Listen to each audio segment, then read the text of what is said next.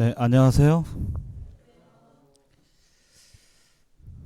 벌써 8번째 시간이 되었습니다.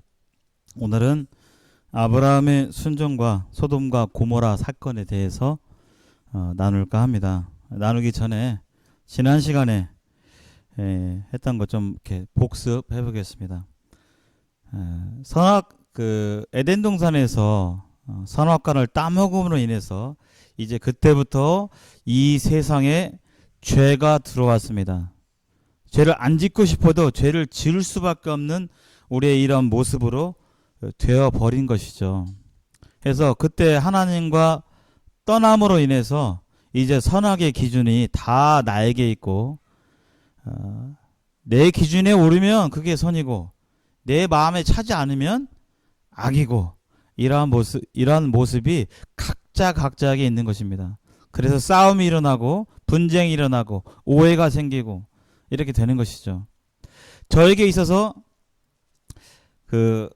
어머니는 절대적인 선이십니다. 어머니는 정말 너무나 좋으신 분이고, 근데 저희 어머니에 대해서 어떤 분은 안 좋게 생각하시는 분이 계실까요? 안 계실까요? 예, 그런 분도 계셔요. 저희 어머니는 저에게 있어서는 어머니는 정말 오르시고 이렇게 하지만 어머니와 뭔가 조금 관계가 안 좋은 분도 계십니다. 이 기준이 다 각자에게 있는 거예요. 그래서 내 생각이 항상 옳지만은 않다라는 것을 전제해 둬야 됩니다.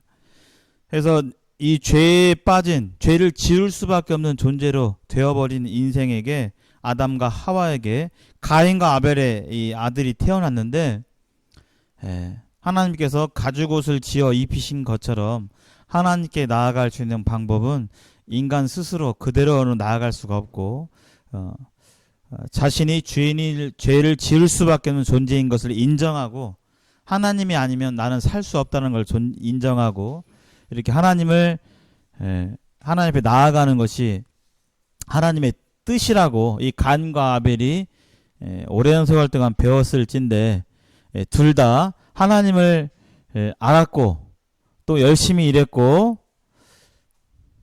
하나님께 예배를 드리기를 원했고, 왜냐하면 자신들이 둘 다 죄인인 것을 알았기 때문에 하나님께 나아가기를 원했습니다. 이 가인과 아벨의 제사는 그런 마음이 없다라면 제사를 드리지도 않았겠죠. 근데 둘 다 제사를 드렸지만 차이점은, 가인의 제사는 받아들여지지 않았고 아벨의 제사는 하나님께서 받으셨는데, 그 차이점은 뭐냐? 무엇 때문에 하나님께서 아벨의 제사를 받으셨냐? 굉장히 중요한 부분입니다. 우리가 아담과 하와 이래로 우리가 동일한 죄 가운데 있다라고 할 때 우리가 어떤 모습으로 하나님께 나아가야 되는지, 어떠한 방법으로 하나님께 나아가야 하는지가 여기에 숨겨져 있는 거예요. 바로 뭐냐면 재물이었습니다. 재물이 바치는 재물이 달랐습니다. 가인은 땅의 소산이었고 아벨은 이 양의 제사를, 짐승을, 생명을 바쳐서 드리는 그런 제사였습니다.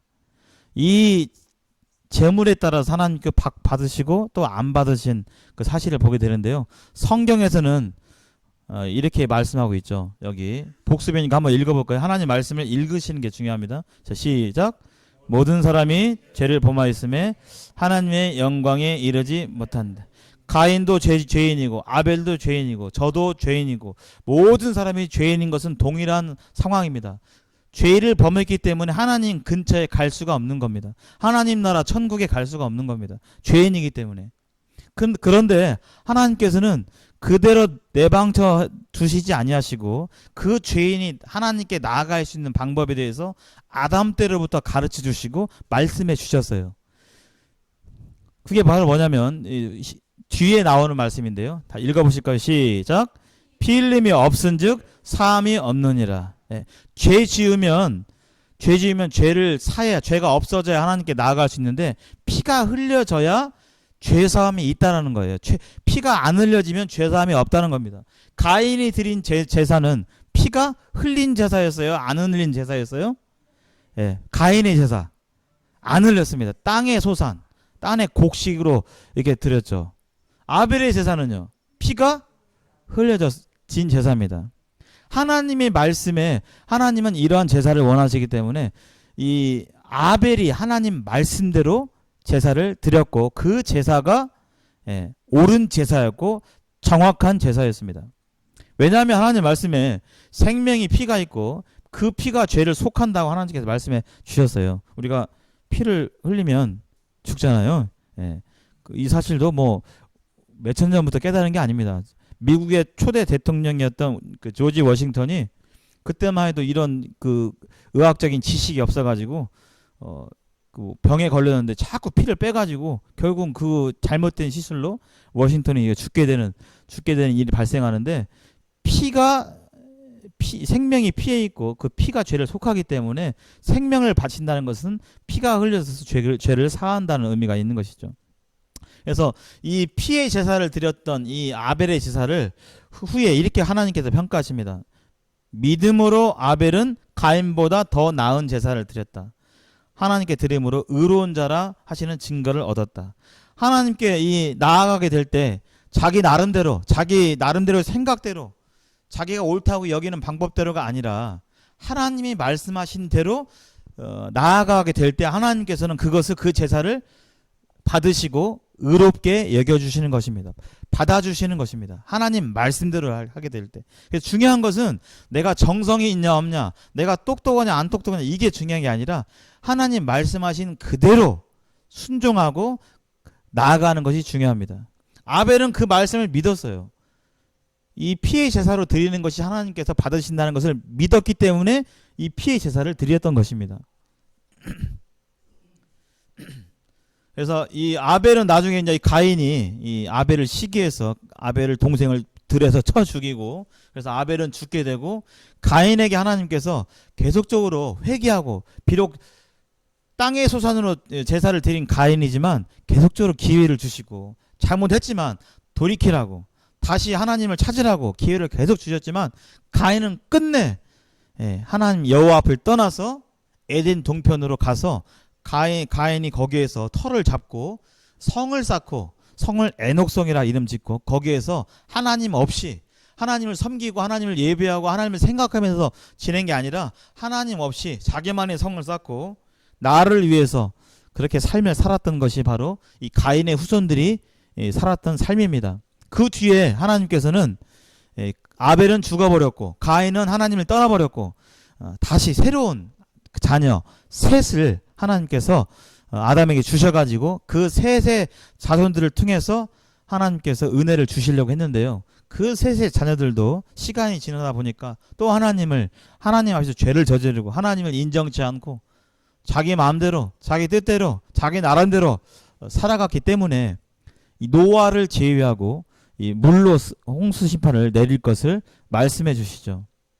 그래서 노아의 할아버지죠. 노아의 할아버지가 무드셀라고 무드셀라의 아들이 라멕이고 라멕의 아들이 노아인데 무드셀라의 이름 뜻이 무드셀라가 죽게 되면 하나님께서 심판을 내리신다라는 것이 자신의 이름 뜻이었어요. 그 정도로 무드셀라가 태어날 때부터 하나님께서는 계속 심판을 염두에 두셨고 계속 몇백 년 동안 사람들이 돌이켜서 하나님을 찾도록 기회를 주시고 경고하시고 이렇게 알아듣게 얘기하셨지만 끝끝내 사람들은 자기 나름대로 살아가게 되어서 하나님께서 이 노아의 때에 40일 동안 비가 내리는 일들로 인해서 심판을 내리신 것을 볼 수가 있습니다. 하나님께서는 심판을 내리시지만 왜냐하면 공정하신 분이기 때문에 잘못된 걸 보고 그것을 벌하지 않을 수 없는 것이 사람도 그럴진데 하나님은 잘못된 죄를 보고 그것을 가만히 내버릴 수 없기 때문에 심판을 주시죠. 그러나 심판이 있는 대신에 반드시 살 수 있는 길, 구원의 길도 주시는 것이 바로 하나님의 그 사랑이고 넓은 마음입니다.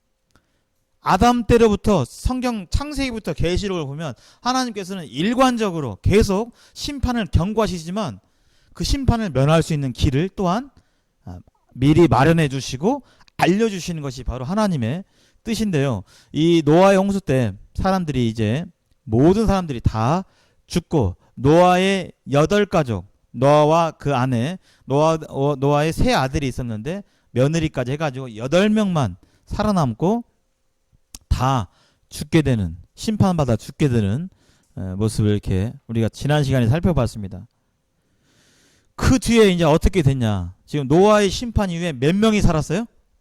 8명 살았습니다. 지금 노아와 아내, 세 아들과 며느리 살았는데, 방주에서 나와서 역시 노아가 했던 것은 바로 짐승 제사를 드려서 하나님을 떠난 인생들은 이처럼 생명의 죽음으로 말미암아 하나님께 나아갈 수밖에 없습니다. 저는 이처럼 죽을 죄인입니다. 이렇게 하나님 앞에서 자신의 모습을 인정하고 나아가게 될 때 하나님께서 그것을 받으셨는데요. 그 이후에 어떻게 되느냐? 8명이 창세기의 지리적인 무대가 오늘 저번에 한번 봤죠. 여기입니다. 여기 우리나라가 지금 여기 있으면, 이게 보니까 우리나라 좀 크네요. 여기 있는데 크게 보이네요. 여기에 비해서요. 조금 왜곡돼 있는데, 예, 중국이 이렇게 있고 이쪽 서쪽으로 계속 가면 인도가 나오고 중동이 나오고, 여기 이집트, 아프리카가 이 아프리카 대륙이죠. 여기 유럽이고, 여기입니다. 이 성경의 무대가 다 여기입니다. 지금 창세기 에덴 동산의 무대도 이쪽 지방이고, 지금 우리가 지금 여기 성경 이야기가 대부분이 여기에서 노란색으로 펼쳐진 이 지역에서 일어났던 일들이에요. 여기를 좀 더 확대해 보면요, 이렇게 나오는데요. 고대 문명들이 다 이쪽 지역에서 있습니다. 여기 이스라엘이 오늘날 이렇게 있고요. 이 지역에 아수르란 제국이 있었고, 바벨론 제국이 있었고, 나중에 페르시아 이렇게 나와요. 그래서 먼저 아수르가 강성해져서 이 일대를 다 장악을 해가지고 아수르 제국, 그 다음에 아수르가 또 계속 강하진 않겠죠.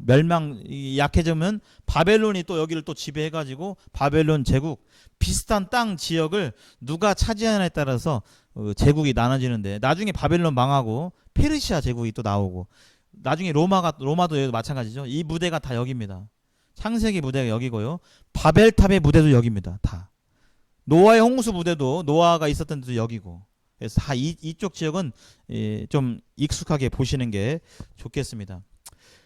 바벨탑에서 이 바벨론, 이 바벨이란 말이 나왔는데요. 이 바벨탑이 이 근처에 있었다라고 추정이 됩니다. 자, 창세기 잠깐 한번 살펴보겠습니다. 그 뒤에 창세기 11장 성경을 펴보시겠습니다. 성경을.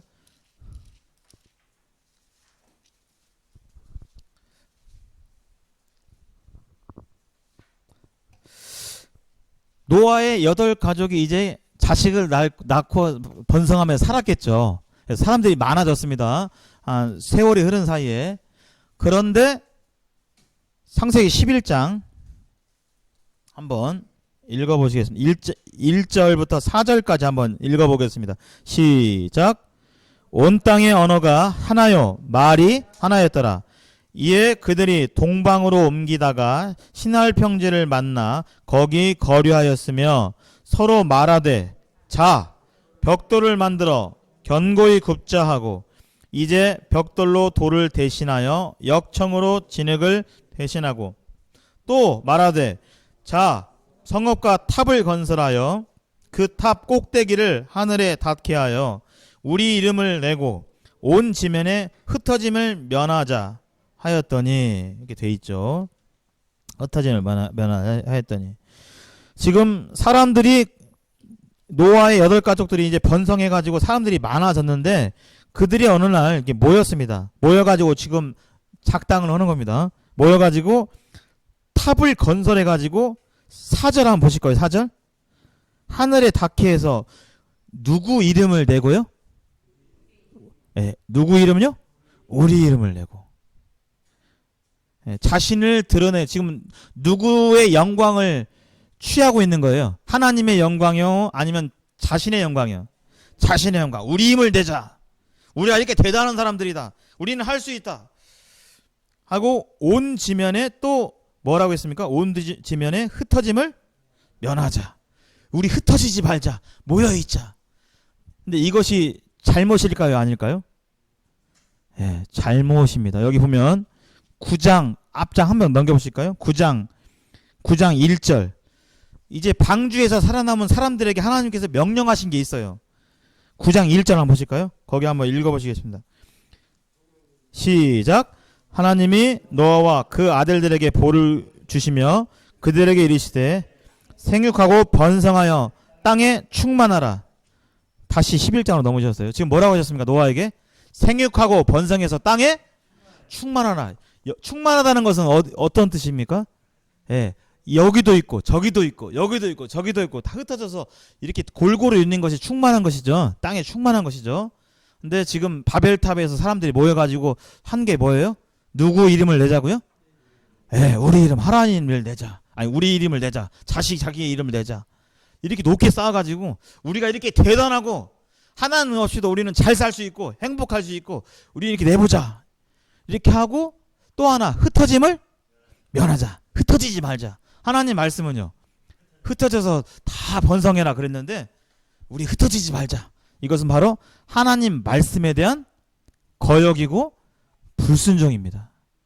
이 바벨탑에서 이 성을 지은 이 동기를 보면 지금 하나님을 대적하고 자신의 영광을 위해서 살고자 하는 인간의 단합을 뜻해요. 그래서 이 바벨탑을 짓기 위해서 사람들이 단합해가지고 열심히 이것을 지은 것입니다. 이 바벨이란 뜻이 뭐냐면 혼돈이란 뜻이에요. 혼돈. 이 바벨의 뜻이 원어적으로 혼란하다. 뭐가 뭔지 모르겠다. 이게 바벨의 뜻입니다. 그래서 하나님 없이 사람들이 모여서 뭔가 하고자 할 때 반드시 거기에는 혼돈과 분열과 혼란이 오게 되는 거예요. 그래서 하나님께서 여기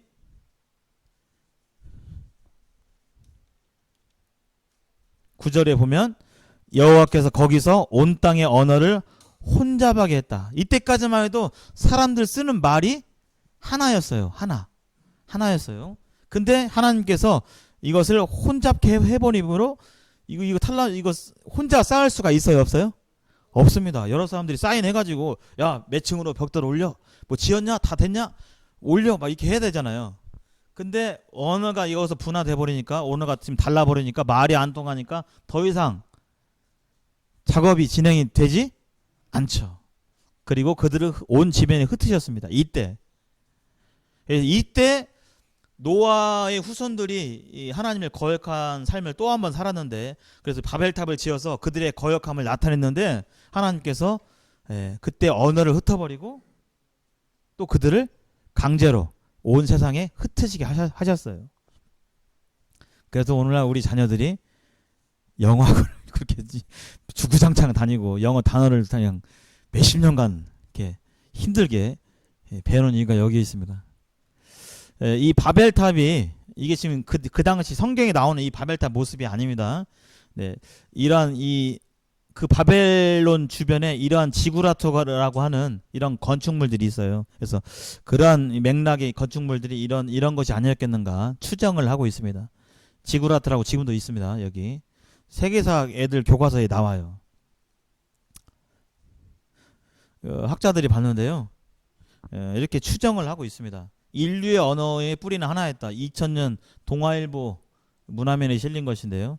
인류의 언어가 원래는 하나였다라고 학자들이 언어를 연구하는 사람들이 이렇게 연구를 해보니까 비슷한 거예요. 그래서 뭐 우리나라 아버지가 애칭이 아빠 그러죠. 영어에서는 뭐죠? 영어 파더인데 또 파더 말고도 또 뭐라고 하죠? 파파 이렇게 하잖아요. 뭔 바가 비슷한 거예요. 저 러시아도 끝에가 바 비슷합니다. 다 나라들 이렇게 보면 엄마도 마찬가지고 이런 뭐 중요한 필수적인 단어들을 이렇게 거슬러 올라가 보면 말이 좀 비슷해요. 단어들이. 그래서 언어학자들이 원래 그 인류 언어 뿌리는 원래 하나에서 분화됐다라고 이렇게 연구한 사람들이 많이 이렇게 있습니다. 아까 하나님께서 언어를 흩어버리셨고 또 사람들을 강제로 ht어버리셨죠.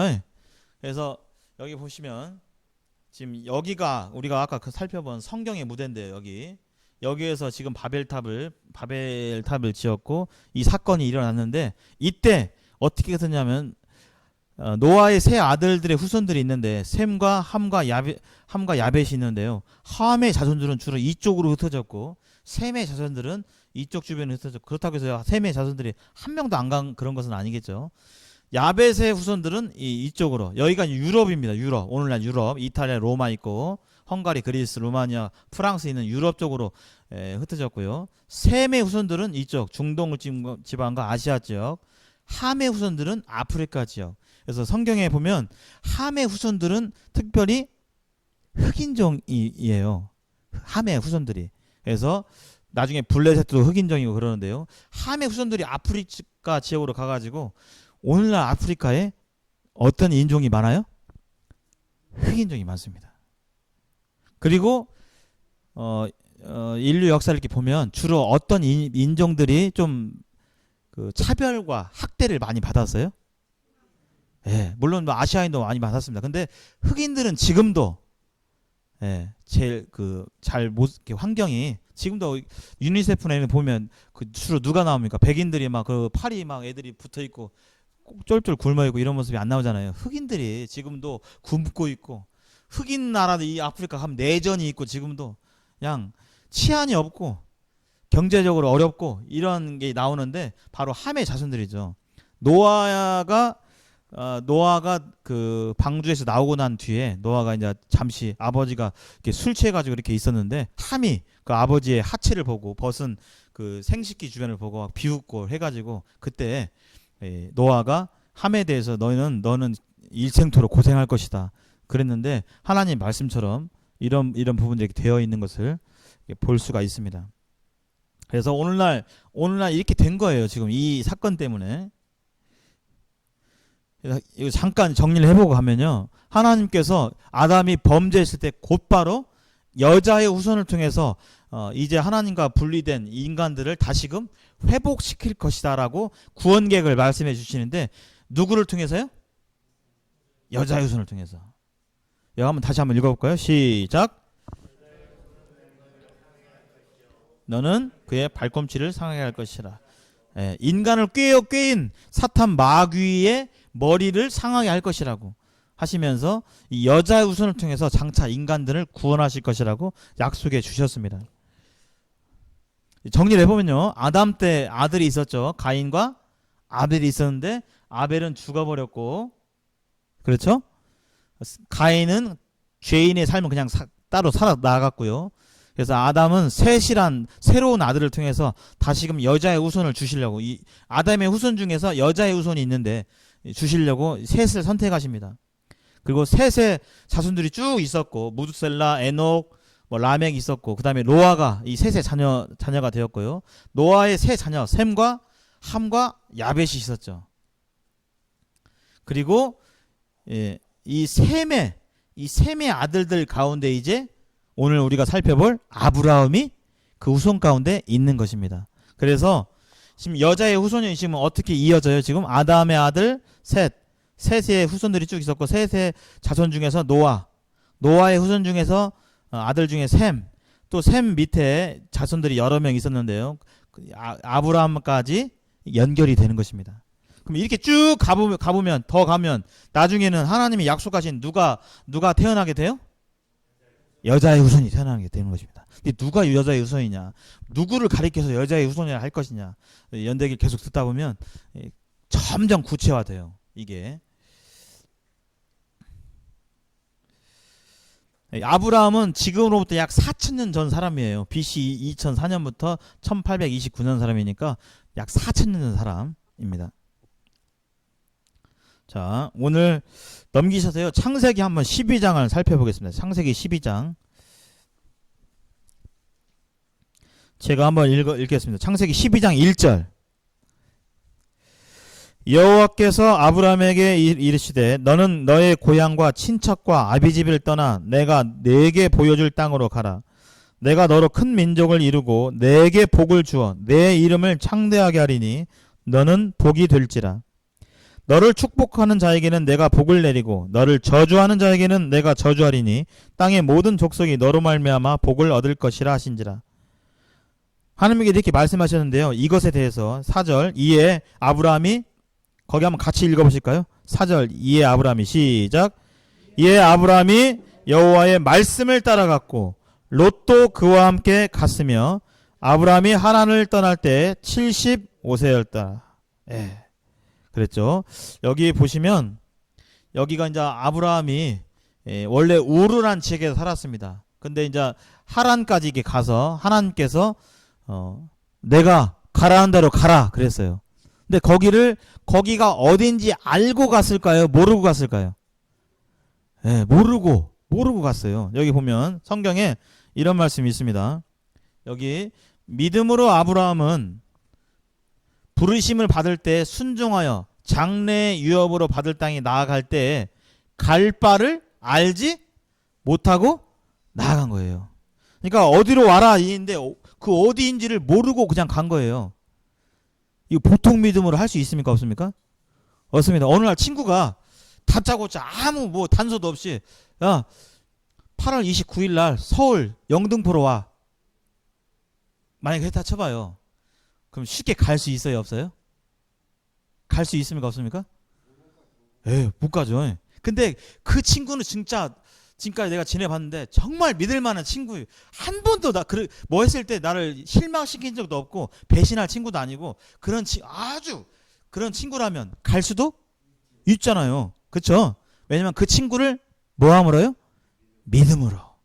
그 친구는 절대 나를 해코지할 애가 아니야. 가면 좋은 것이 생기지 절대 해가 없어. 그런 친구라고 확실한 믿음이 생기면 그 친구가 며칠 와 그러면 아무 이의가 없어도 갈 수 있는 것이죠. 아브라함이 지금 어디로 하나님께서 가라고 말씀 알지 못했습니다. 그런데 갔어요. 그 얘기는 뭐죠? 아브라함이 하나님을 분명히 믿었어요. 여기 보시면 알겠지만 이 위성 사진인데 여기에 지금 풀이 많이 있어요? 없어요? 없습니다. 지금 다 광야 사막이에요.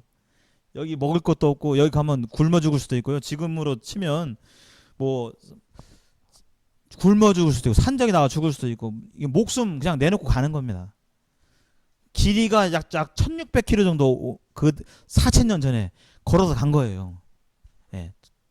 식솔들 데리고 가축들 데리고 여기 성경에서 알지 못하고 갔다고 했습니다. 단 하나님을 믿음으로 갔어요.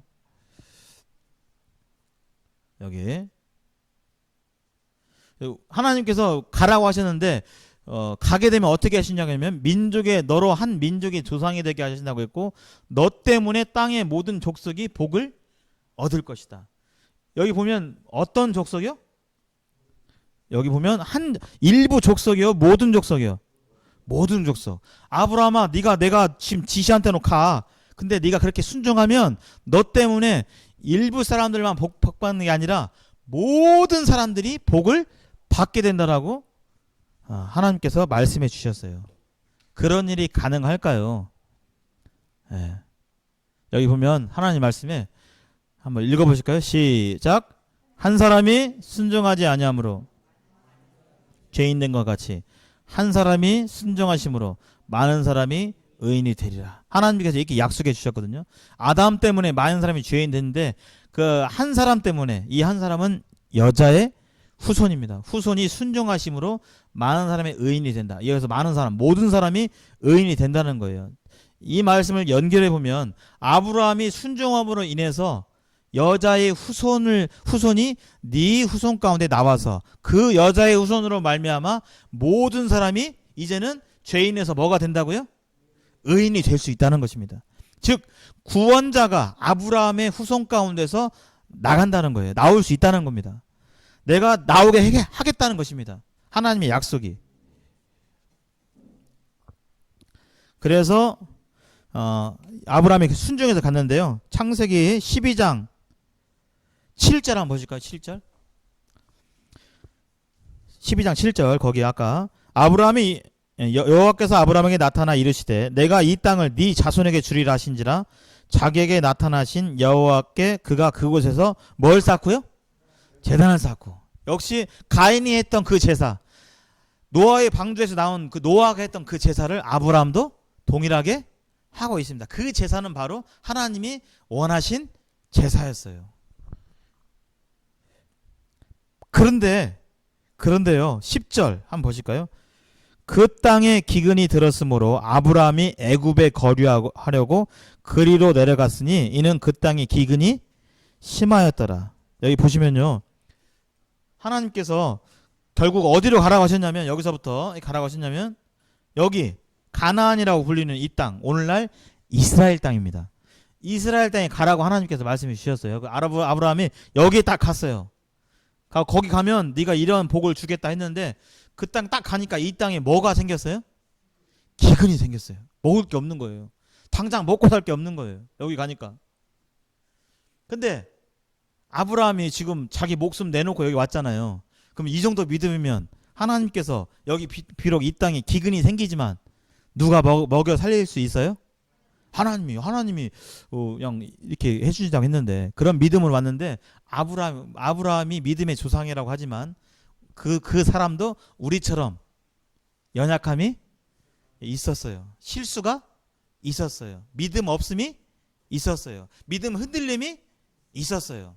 아브라함은 이 하나님의 말씀을 따라 이렇게 왔다면 이 땅에 기근이 생긴다 할지라도 우리를 실제로 하나님께서 먹여 살릴 수 있을 거란 믿음 하에서 여기서 견뎠어야 되는데, 하나님의 도우심을 구하고 기다렸어야 되는데, 아브라함은 여기서 흉년이 들어가지고 먹을 게 없을 때 어떻게 했습니까? 여기 애굽, 여기 이집트로 갔어요. 왜냐하면 여기 보시면 알겠지만 이집트는 여기 지금 무슨 색깔입니까? 색깔이 정확히 표시 안 되는데 푸른색입니다. 예. 이집트에는 세계 최대의 강이 있죠.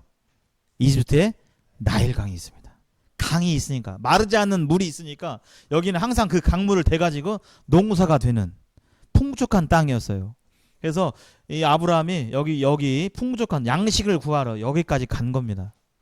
근데 결론적으로 가서 그의 믿음이 성장하고 하나님께 영광 돌려졌습니까?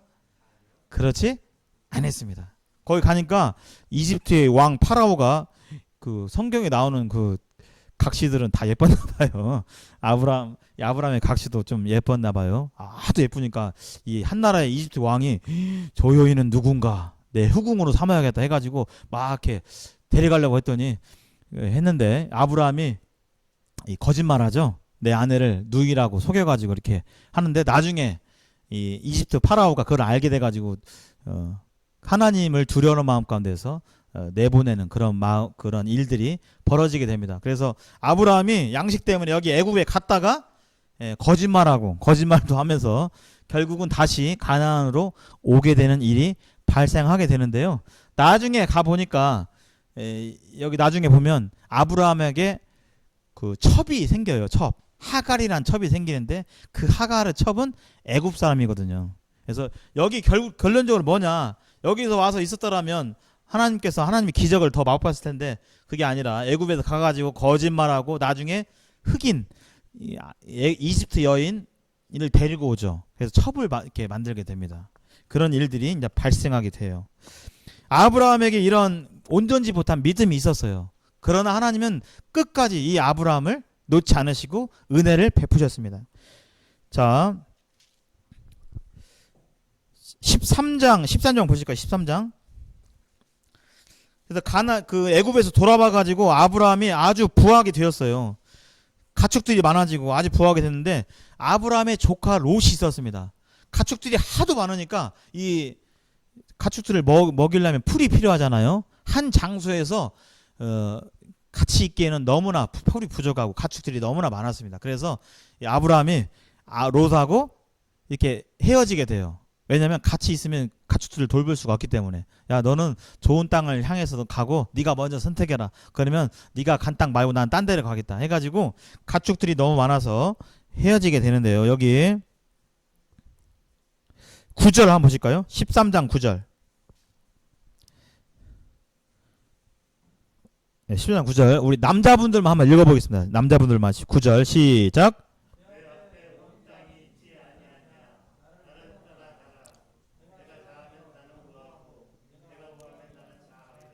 네, 10절은 우리 여자분들께서 읽어보겠습니다. 시작.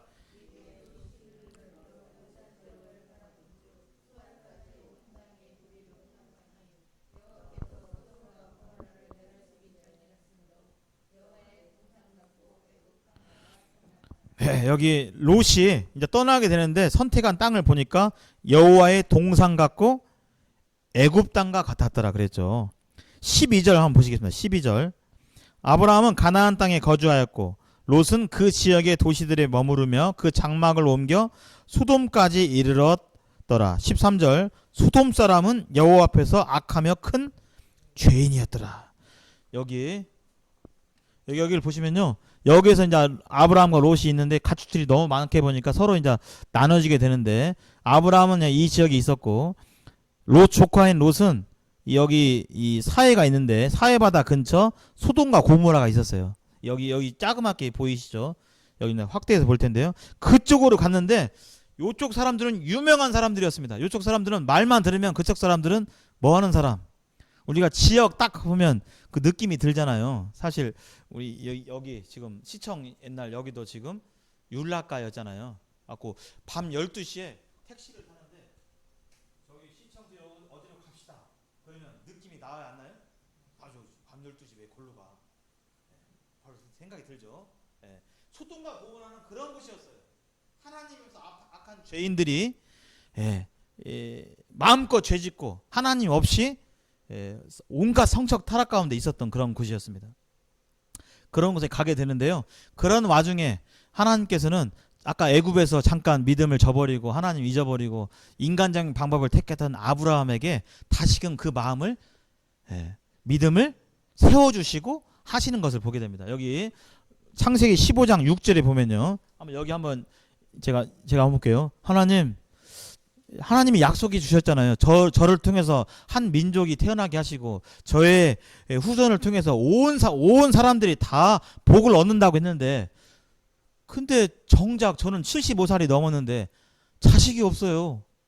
하나님 저를 통해서 자녀를 주신다고 했는데 자식이 없다니까요. 이렇게 하면서 믿음이 힘들 즈음에 하나님께서 이렇게 얘기하십니다. 걱정 말아라. 네 몸에서 네 상속자가 나올 것이다. 하늘을 봐라. 네 자손이 저 하늘의 별과 같이 많을 것이다. 이렇게 하면서 말씀하시게 될 때 아브라함이 어떻게 했냐면요. 여기 한번 읽어보시겠습니다. 시작.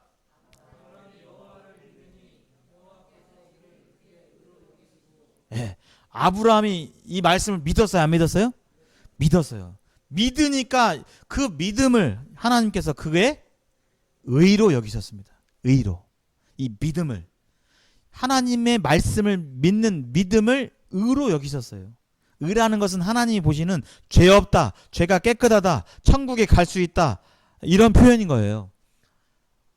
지금 아브라함의 행위가 아니라 하나님의 말씀을 믿는 것을 하나님께서 깨끗하다, 죄가 없다, 의롭게 여기신 것입니다. 하나님께 다시 한번 이것을 확인시키십니다. 여기 소돔과 고모라는 바로 이 땅이었어요. 여기 보시면요.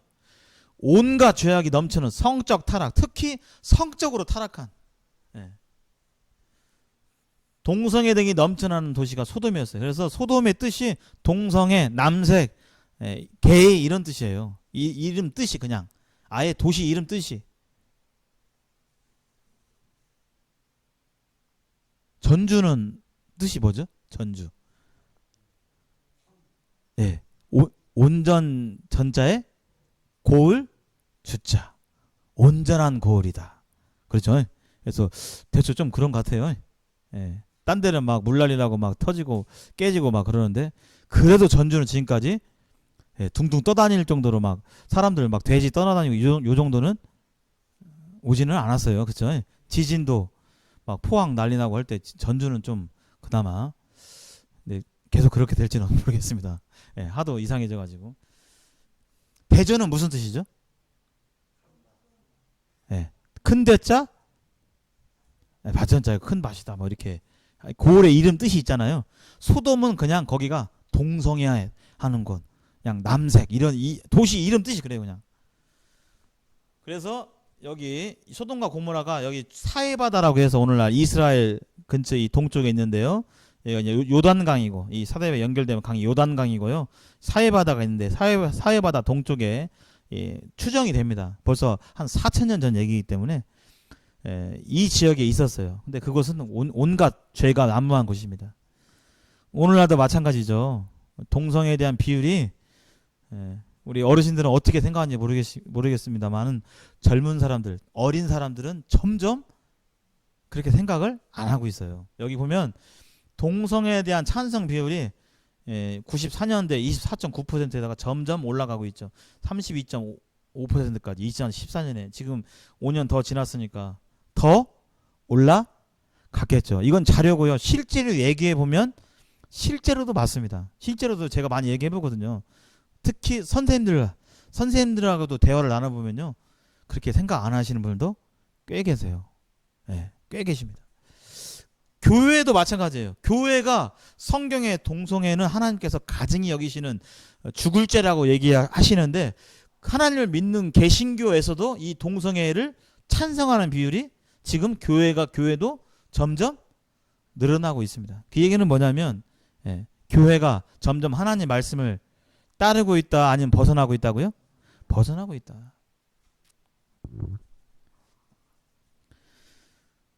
여기 이 사람 아십니까 혹시?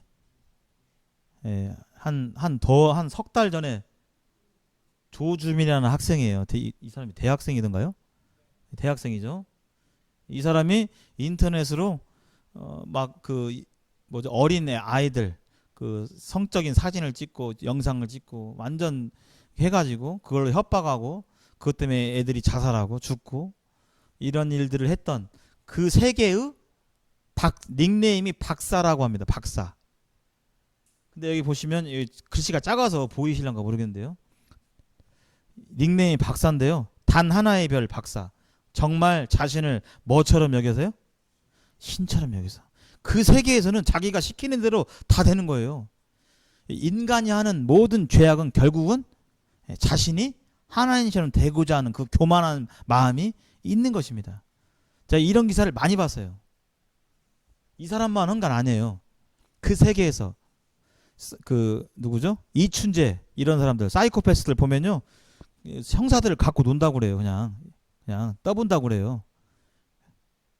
그래서 프로파일러가 딱 오면 뭐 누구죠? 옛날 유영철 이런 사람들 보면 시키는 대로 하는 게 아니라 탁 만나면 막 프로파일러한테 시킨대요. 물 좀 주세요. 뭐 좀 해주세요. 자꾸 시킨다는 거예요. 그 얘기는 뭐냐면 자기가 프로파일러도 자기가 지배하고자 하는 그런 마음이 있는 거예요. 그 세계에서 사람을 죽고 살리는 그것이 자기 손 안에 있다는 거예요. 신처럼 사이코패스들 마음속에. 모든 범죄, 죄악의 이 끝에 그 마음의 끝을 보면 교만한 마음이 있는 것입니다. 단지 성적인 죄뿐이겠습니까? 그 안에 온갖 성적인 죄를 저지르는 가운데서 자신이 하나님 되고자 하는 마음이 있었던 것이죠. 여기 아브라함의 조카 롯은 하나님의 말씀을 따라서 아브라함을 따라갔지만요, 그의 선택, 롯은 나중에 보면 구원 받은 사람일까요? 안 받은 사람일까요? 베드로 그 후서에 보면 이 의로운 롯이라고 표현되어 있어요. 구원 받았는데요, 롯의 선택은 하나님을 기쁘게 시게 하는 삶이 아니었습니다. 제일 처음에 창세기 13장에서 그 장막을 소돔 가까이 옮겼어요. 거기 소돔 지금 완전 죄악이 판치는 곳인데 점점 가까이 가는 겁니다. 이사 가는 겁니다. 14장에 보니까 한 장 지나니까요, 아예 이제는 소돔에 살았어요. 이사를 가버렸어요. 그걸로. 뻔한 거잖아요. 거기 가면 너 그거 왜 가냐? 거기 가면 안 돼. 근데 갔어요. 19장에 보니까요, 롯이 이제는 거기서 그냥 사는 게 아니라 뭐라고 되어 있습니까? 소돔 성문에 앉았다. 고대 시대에 성문에 앉을 수 있는 사람들은 주로 법관, 관리, 유지 이런 사람들이 거기 앉을 수 있었거든요. 이 롯이 절체면 근처까지 갔다가 소돔에 살았다가 점점 성문까지 앉았다는 것은 그가 하나님 말씀을 저버리고 자기의 욕심대로 죄악 속으로 갔다는 것을 의미합니다. 그래서 이 결국은 이 소돔이 심판받게 되는데요. 자, 몇 장을 보시냐면요, 18장 한번 보시죠. 18장. 그래서 이 죄악이 판치는 이 소돔과 고모라를 하나님께서 멸하실 수밖에 없었습니다. 하나님은 거룩하시고 전능하신 분이기 때문에 죄를 가만히 보고 가만히 놔주시는 분이 아니에요. 공정하신 분이기 때문에. 그래서 하나님의 심판을 알리려 소돔과 고모라에 가기 전에 먼저 아브라함에게 들리는데요. 18장 6절 한번 보시기 바랍니다. 아브라함 집에 딱 갔어요. 18장 6절에 보니까 아브라함이 급히 장막으로 가서 사라에게 이르되 속히 고운 가루 세 스아를 가져다가 반죽하여 떡을 만들라 하시고. 지금 아브라함 집에 가니까 아브라함이 누구한테 음식 만들라고 그래요? 네, 사라한테, 아내한테 탁 하잖아요. 이렇게 제대로 딱 돌아가죠. 그래서 여기서 하나님께서 대접을 받으시고 이제 소돔과 고모라를 심판할 것을 말씀하십니다. 아브라함에게. 거기 뒤로 넘어가서 20장 보시겠습니다. 18장 20절. 거기 한번 읽어보겠습니다. 여기는 한번 읽어보겠습니다. 시작.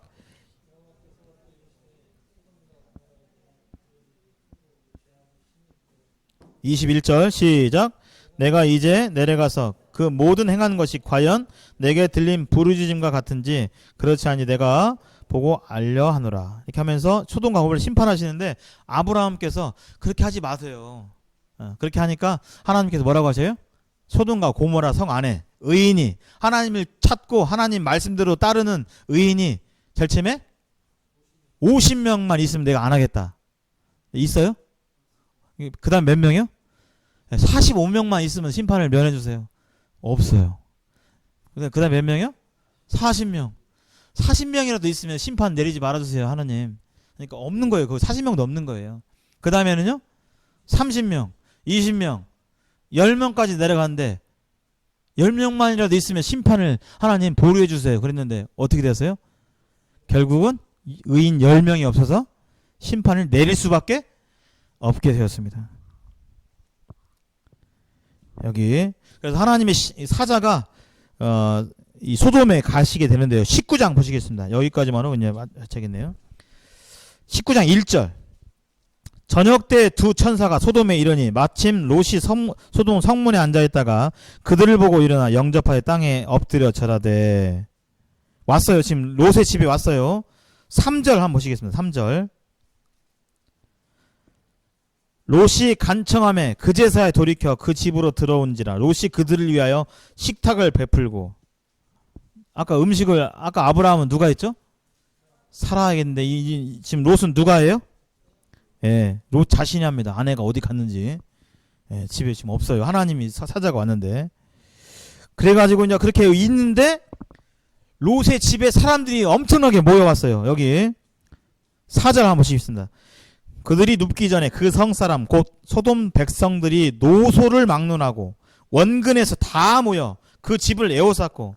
집을 에워쌀 정도니까 지금 한두 명 온 게 아니죠. 지금 막 수십 명 수백 명 온 거죠 지금.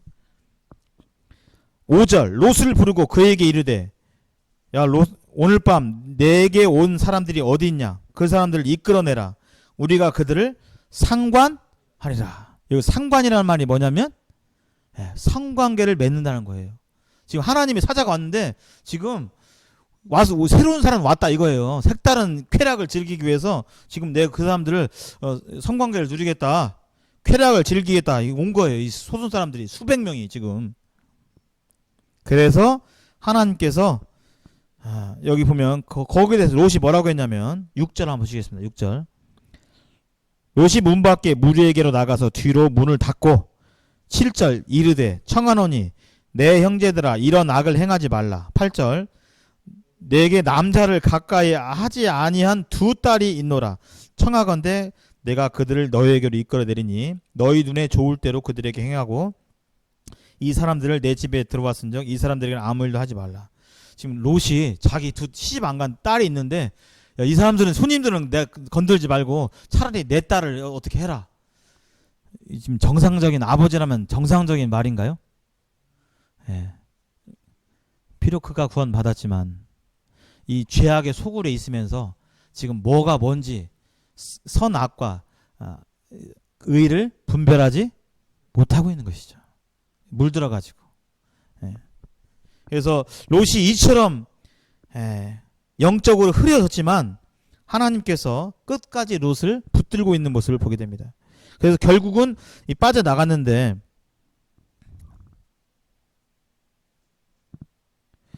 자, 13절 한번 보시죠. 13절. 그들에 대한 부르짖음이 여호와 앞에 크므로 여호와께서 이곳을 멸하시려고 우리를 보내셨나니 우리가 멸하리라. 롯이 나가서 그 딸들과 결혼할 사위들에게 말하여 이르되, 세상에 사위도 있었어요. 지금 결혼할 상대가 없던 것도 아니고 결혼할 사위들이 버젓이 있는데 딸들을 마음대로 해라. 이 아버지가 지금 제정신인가 싶을 정도로. 예. 근데 사위들에게 말하라. 이르기를 여호와께서 이 성을 멸하실 터이니 너희는 일어나 이곳에 떠나라 하되, 그 사위들은 뭘로 여겼다고요? 농담으로 여겼어요. 얼마나 롯이 사위들에게 본을 보이지 못한 삶을 살았는지를 알 수가 있죠. 15절 한번 보겠습니다. 동틀 때 지금 어두움이 캄캄해가지고 이제 해가 뜰 쯤해서 천사가 롯을 재촉했어요. 재촉이라는 뭐죠? 빨리 가게, 빨리 가게. 왜 재촉했을까요, 롯이? 여러분들 어떤 때 재촉하십니까?